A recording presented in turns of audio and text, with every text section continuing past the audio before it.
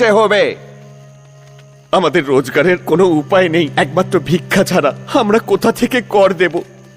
সেটা তো আমি কিছু জানি না। তোমাকে সব মিলিয়ে 100 টাকা কর দিতে হবে। হুজুর, হুজুর, আমার কাছে এত টাকা নেই। তাহলে তোমার মেয়েটাকে আমার সাথে পাঠিয়ে দাও। এটা হতে পারে না হুজুর, তা না হলে কর দাও। এই কথা শুনে দক্ষিণী এগিয়ে এলো। আমি তোমার সাথে যেতে রাজি আছি, কিন্তু আমার একটা শর্ত আছে। শর্ত? কিসের শর্ত আছে? তোমাকে আমার সাথে ওই ঘরে আধ ঘন্টা থাকতে হবে। যদি তুমি থাকতে পারো তাহলে আমি তোমার সাথে যাব, কিন্তু যদি তুমি না পারো তাহলে কোনো দিন এই গ্রামের দিকে ফিরেও তাকাবে না।